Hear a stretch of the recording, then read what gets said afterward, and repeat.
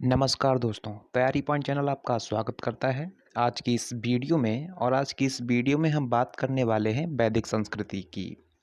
जैसा कि आपको पता है कि हमने पहला चैप्टर ख़त्म कर दिया है जिसका नाम था हड़प्पा सभ्यता, और दूसरा चैप्टर आपका जो कि हम इस वीडियो में स्टार्ट कर रहे हैं जिसका नाम है वैदिक संस्कृति या फिर वैदिक सभ्यता।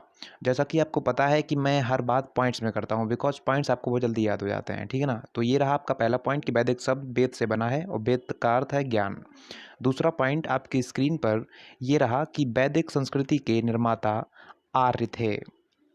उसके बाद अगला पॉइंट है कि आर्य संस्कृति भाषा का शब्द है जिसका अर्थ है श्रेष्ठ, ठीक है ना। आइए अगला पॉइंट देखते हैं कि अगला पॉइंट कहता है कि आर्यों को लिपि का ज्ञान नहीं था, अतः वे अपने ज्ञान को सुनकर एक पीढ़ी से दूसरी पीढ़ी तक पहुंचाते थे। और अगला पॉइंट है कि इसलिए वैदिक साहित्य को श्रुति साहित्य कहा जाता है, इसका एक नाम संहिता भी है। और उसके बाद में अगला पॉइंट आपकी स्क्रीन पर ये रहा जो कि कहता है कि आर्यों के मूल निवास स्थान को लेकर विद्वानों में मतभेद है।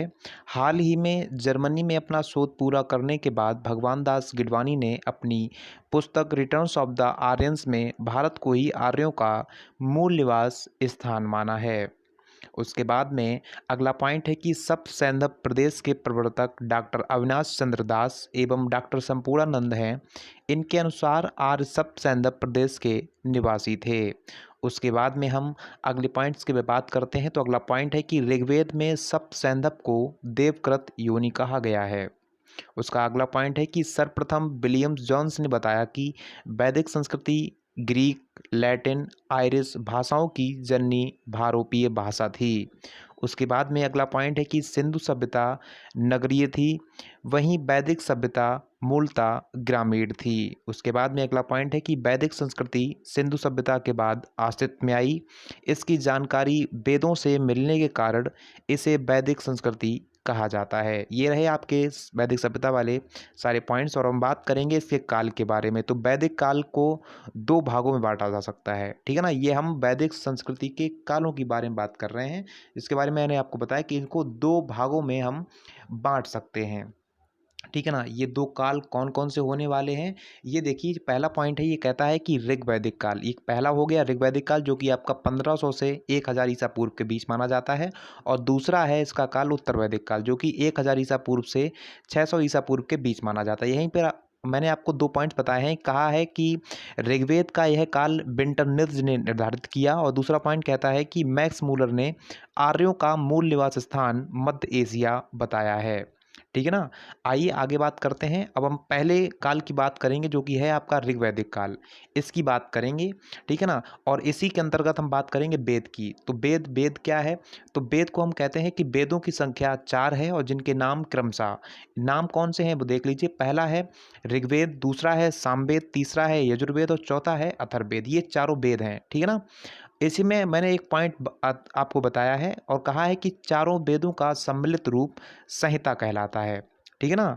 ये पॉइंट बहुत इंपॉर्टेंट है, इसको नोट कर लीजिएगा, कहीं ना कहीं क्वेश्चन जरूर आता है और पूछता है। तो हम पहले वेद की बात करेंगे जो कि आपका ऋग्वेद है, इसके बारे में बात करेंगे। तो आपकी स्क्रीन पर कुछ पॉइंट्स देखिए। पहला पॉइंट्स कहता है कि ऋग्वेद में कुल 10 मंडल एवं 1028 सूक्त और 10,600 मंत्र हैं। हम ऋग्वेद की बात कर रहे हैं, ठीक है ना। उसके बाद हम दूसरे पॉइंट की बात करें तो इन 1028 सूक्तों में से 11 बालखिल सूक्त हैं जो कि हस्तलिखित प्रतियों में परिशिष्ट के रूप में हैं। और उसके बाद हम अगले पॉइंट की बात करें तो अगला पॉइंट कहता है कि बालखिल सूक्त 8वें मंडल में है। उसके बाद में ऋग का शाब्दिक अर्थ है छंदों और चरणों से युक्त मंत्र, ठीक है ना। आइए आगे बात करते हैं। अगला पॉइंट है कि ऋग्वेद की रचना 1500 से 1000 ईसा पूर्व के बीच मानी जाती है। अगला पॉइंट है कि ऋग्वेद का पहला एवं 10वां मंडल सबसे बाद में जोड़ा गया है। और उसके बाद हम बात करेंगे, लेकिन आपको मैं साथ में ये बता दूं कि ये पॉइंट्स ऐसे पॉइंट्स हैं जो कि कहीं ना कहीं पूछे जरूर जाते हैं, ठीक है ना। अगला पॉइंट है कि ऋग्वेद का 10वां मंडल सबसे बड़ा एवं द्वितीय मंडल सबसे छोटा है। उसके अगला पॉइंट है कि सर्वाधिक सूक्त तो 10वें मंडल में है, जिसमें पुरुष सूक्त, नदी सूक्त, नासदीय सूक्त, सूर्य सूक्त, जिसको हम विवाह सूक्त कहते हैं, जो कि प्रमुख हैं, ठीक है ना। ये पॉइंट्स बहुत इंपॉर्टेंट है। बस ध्यान रखिए। अगला पॉइंट कहता है कि ऋग्वेद में सबसे प्राचीन मंडल दूसरा एवं सातवां एवं सबसे नवीनतम पहला एवं 10वां मंडल है। ठीक है ना। अगला पॉइंट है कि ऋग्वेद की 5 शाखाएं हैं, साकल, वास्कल, आश्वलायन, संखायन तथा मांडुक्य। ये जो पांचों हैं ये ऋग्वेद की शाखाएं हैं। ठीक है ना।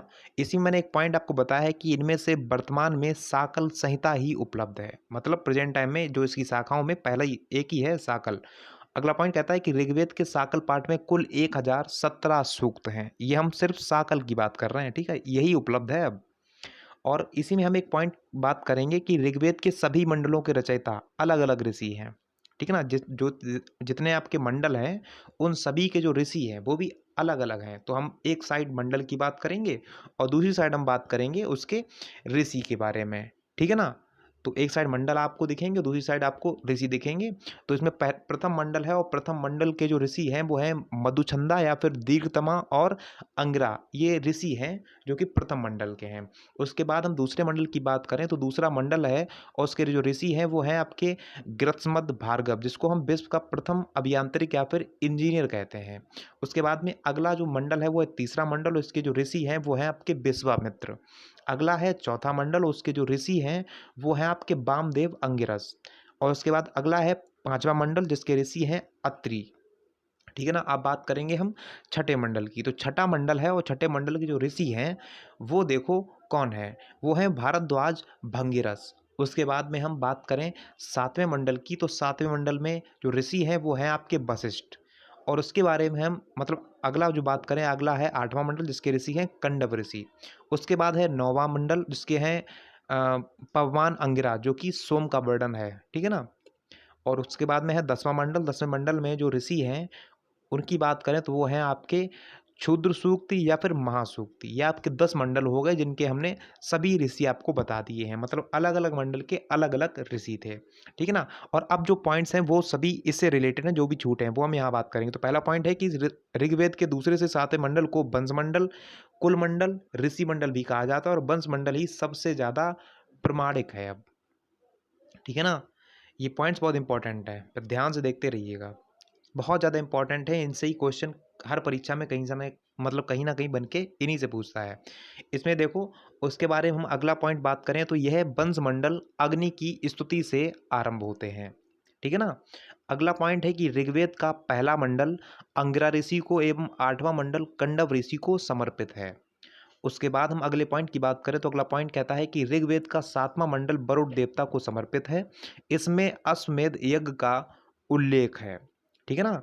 आइए आगे बात करते हैं और अगला पॉइंट है आपका कि ऋग्वेद का 9वां मंडल सोम देवता को समर्पित है, अतः इसे सोम मंडल भी कहते हैं। ठीक है ना। अगला पॉइंट है कि ऋग्वेद के दूसरे मंडल में इंद्र की स्तुति, तीसरे मंडल में विष्णु, अग्नि आदि की स्तुति एवं सातवें मंडल में पूष्ण की स्तुति की गई है। उसके बाद अगला पॉइंट है और अगला पॉइंट कहता है कि गायत्री मंत्र ऋग्वेद में मतलब तीसरे मंडल में तथा पृथ्वी सूक्त अथर्ववेद में है। उसके बाद अगला पॉइंट है और अगला पॉइंट कहता है कि ऋग्वेद के तीसरे मंडल में प्रसिद्ध देवी सूक्त है जिसमें सवित्र की उपासना या फिर गायत्री के रूप में की गई है। ठीक है ना। ये जो पॉइंट्स बहुत इंपॉर्टेंट है। और उसके बाद में अगला पॉइंट है कि गायत्री मंत्र विश्वामित्र द्वारा रचित है। उसके बाद अगला पॉइंट है, अगला पॉइंट देखो क्या कहता है। अगला पॉइंट कहता है कि अगला पॉइंट लगाए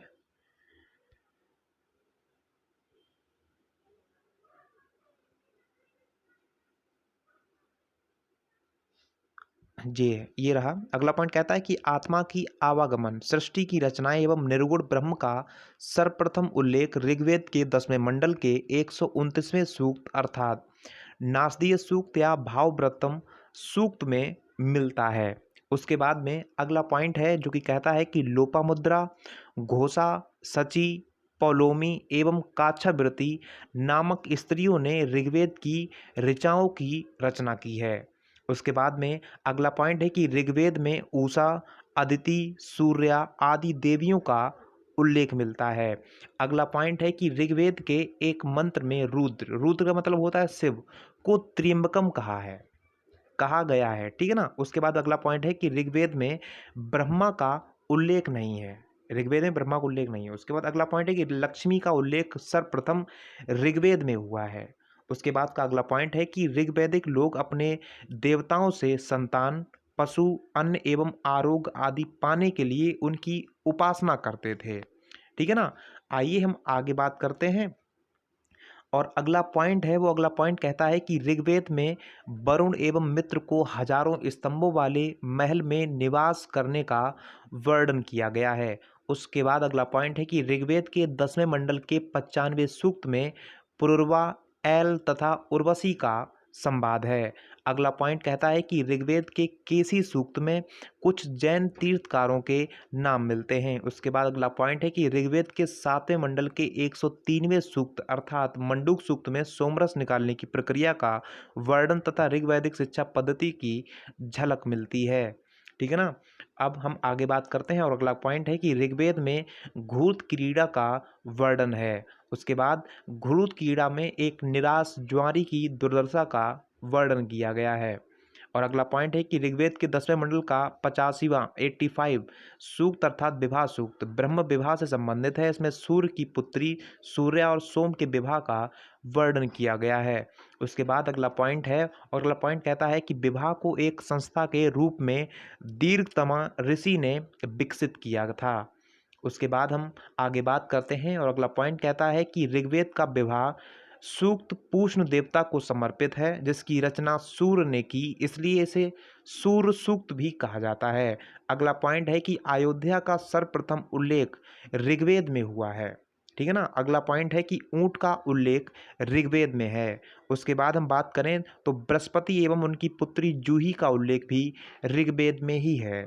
आइए हम अगला पॉइंट बात करते हैं। अगला पॉइंट है कि ऋग्वेद के 10वें मंडल के 10वें सूक्त में यम यमी संवाद है। और अगला पॉइंट है कि भारतीय नाटक के अंतरिक्ष सूत्र ऋग्वेद के संवाद सूक्त में मिलते हैं।